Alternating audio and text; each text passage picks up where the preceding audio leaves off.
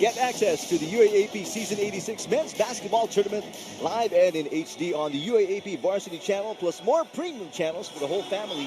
When you switch to Cignal Postpaid, subscribe to Plan 520 and enjoy 3 free months with no cash out. Call hashtag 88555 or visit your nearest Cignal dealer. You see at the bottom left of your screens, PNVF President Mats Zara speaking with Jane Basas, Shena Olaso, Cignal, our executives. Josh Ibanez said the Golden Spikers up by 5 points against Alfred Balbuena and Cignal here in set number 2. Overpass. That's going to be a nice hit coming from G-Boy. That will be called a legal attack for UST. Overpass coming from the HD Spikers. Ito yung mga inconsistencies that we saw in set number 1, and now UST is just exploiting that department. Zhao, yes. Zhao Umandal now with 10 points. Double substitution for Coach Dexter Clamor. Lloyd Yosafat will come in alongside Jewel Asia. Will try to change the tempo of this game. Jewel Asia out of DLSU.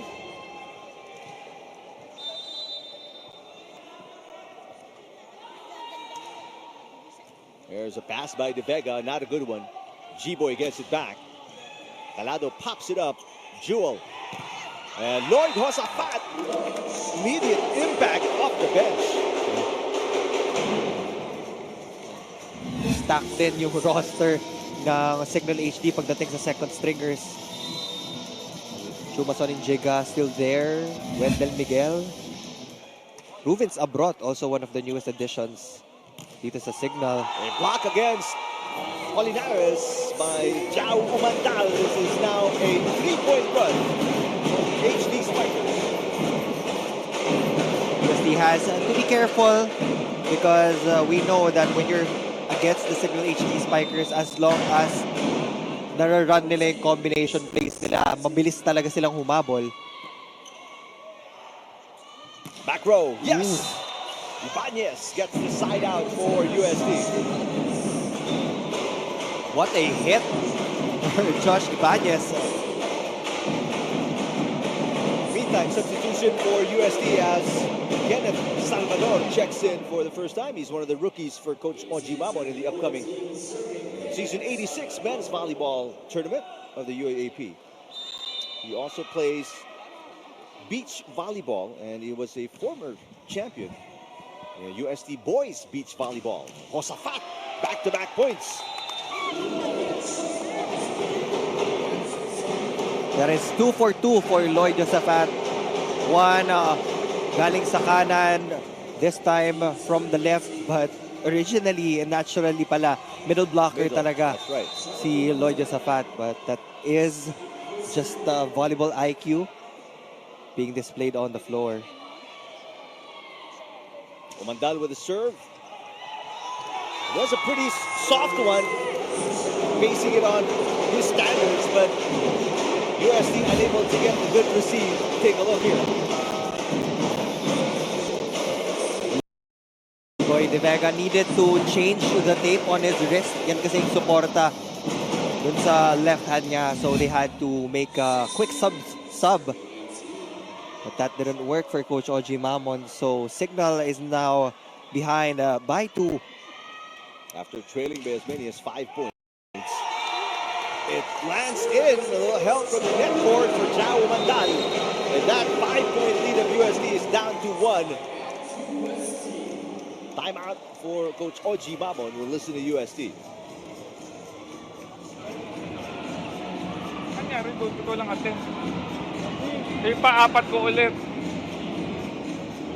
Pwesto ko yun eh. Wala namang ibang tao dun eh. Ikaw best receiver ko, bakit nawala pasa mo ngayon? Naayos na nga yan eh. Bakit yung tayo niya? Go lang, saan nyo lang please.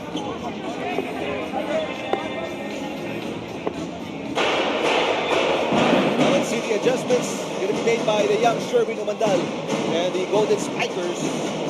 Their lead has been when you're receiving a jump serve, kadalasan it will always be a three-man formation. Sometimes it's a two-man formation depending on the situation on the floor. But the disadvantage of a two-man receive is that ang laki ng space na kailangan mong bantayan. Right. So as long as lumampas agad yun sa zone mo, mahirap habulin kasi mabibilis yung mga jump serves. But now they will revert back to that three-man receive. Umandal has 3 aces. Meanwhile, UST with no aces in the match. Jewel Asia sets it up. Hosafat! What a big lift off the bench. Lloyd Hosafat for the HD Spikers. 100% efficiency for Lloyd Hosafat and Jewel Asia. 3-4-3 for the HD Spikers. We are now tied at 18 apiece. The lead of USD is gone. The serving of Umandal along with the offense from Lloyd Hosafat off the bench here in set number 2.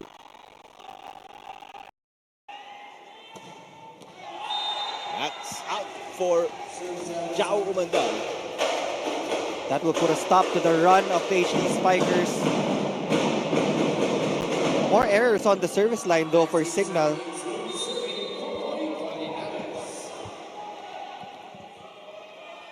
Meantime, Popoy Colinares serving. Asia, back row. And he may commit the, one-off error, but then he'll make up for it with a back row kill. This is where it matters the most. It's a race to 6. Services will be important for our competing teams. Wendell Miguel will be playing for the very first time here in the gold medal match. Service specialist and defensive specialist for Coach Dexter. He just recovered from a minor back injury, I believe. So right now, he will be taking on that defensive role muna. Good serve. Gonna be, didn't even make it as a chance ball as Ibanez passes it into the net. All of the substitutions of Coach Dexter Lamore really contributing points. Another timeout here for USD. Cignal leading by 1.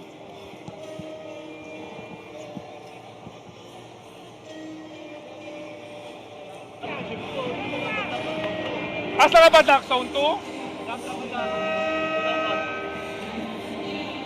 Kung ayaw nyo, nasabihin nyo sa akin. Kaya nakasalang dyan.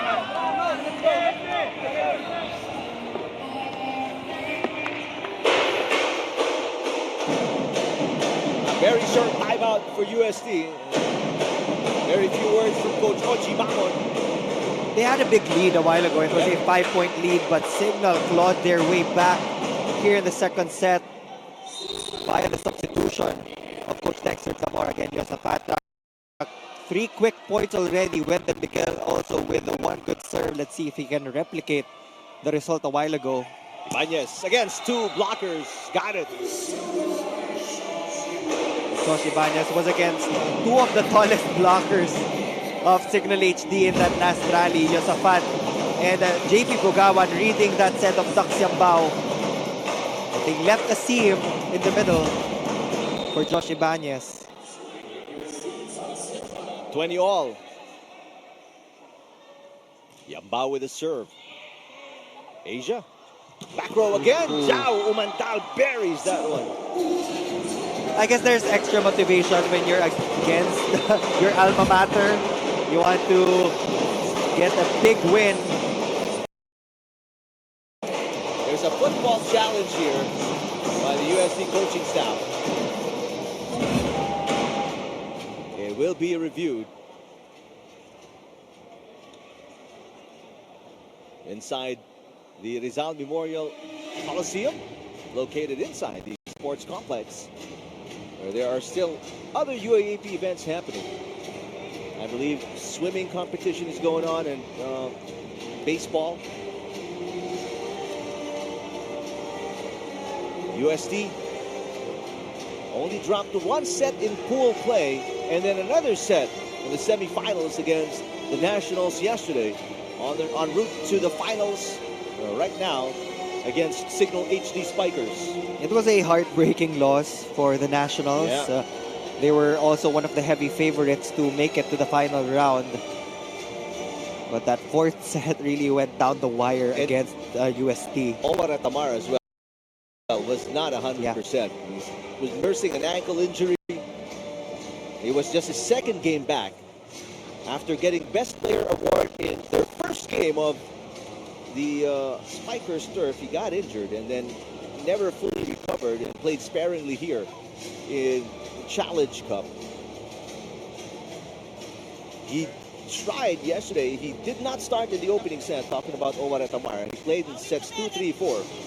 But he really just couldn't will the team to a win as UST was just so good. Take a look at the foot of Jao Mandal. Nope, that was a clean hit and approach from Jao Mandal. The point will remain with HD Spikers. Now that double sub is done for Coach Dexter. Well-deserved rest for Lloyd Josaphat and Jewel Asia. Yun yung mga quality minutes that can actually change the tides in each set. 1 point lead for Casanya and the rest of Cignal. This gold medal match against UST in set number 2. They won the opening set by 5.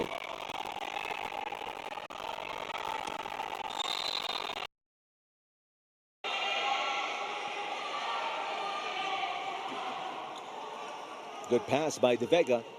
Here comes Sherwin Mandal off the block of Bugawan. Overpass. And linear floor putting it away. Tight pass from the Cignal HD Spikers. Early Christmas gift pupunta sa attackers ng UST. We're tied again, this time at 21 points. EJ Casanya very vocal in the passing of his teammates. Back row. There's a dig by Van Prudenciado. Back row for Ibanez. Picked up by Umandal. Valbuena. Block. Kept alive by Calado. Valbuena will try again. Off the block. Sherwin Umandal pops it up. Yambao to De Vega. What a rally. Longest one so far. Back row for Jao. Off speed. Ibanez will play center. Sherwin Umandal scores. The lefty just making use of his stronger angle in that long rally. Middle blocker of Cignal, too late to catch up.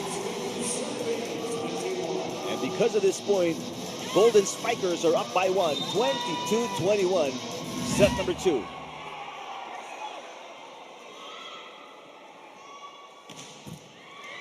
Good pass. Casanya, one-handed set. That's way off of the pin. That was a beyond antenna. Not a good time to commit that unforced error. Coach Dexter will be forced to call the timeout.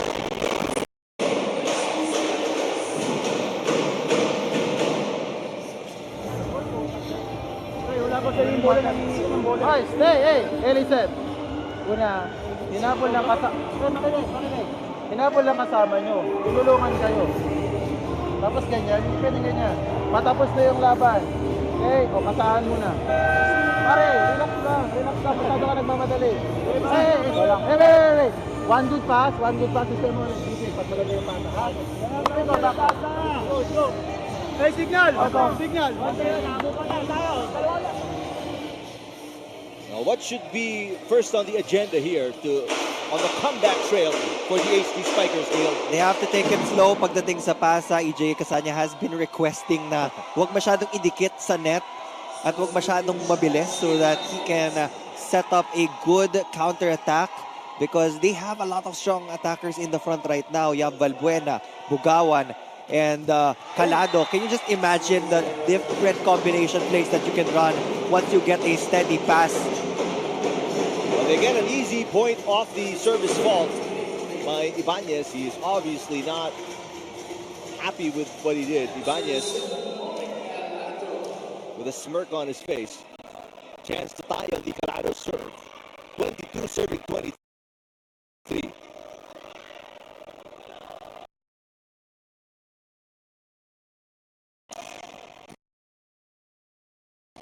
Good pass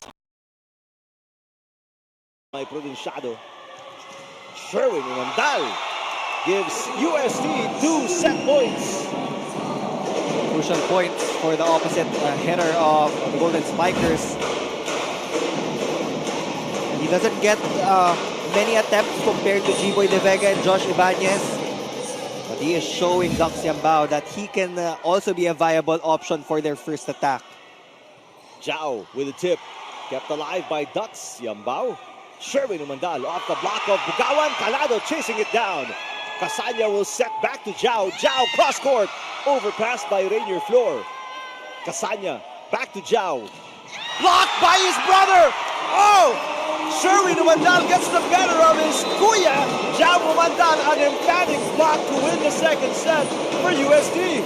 Sherwin Umandal with 3 crucial points here in the tail end of set number 2. This is what we expected. A battle until the end. Right timing, right recognition on the defense. Monster block for UST to tie things up at 1 set apiece.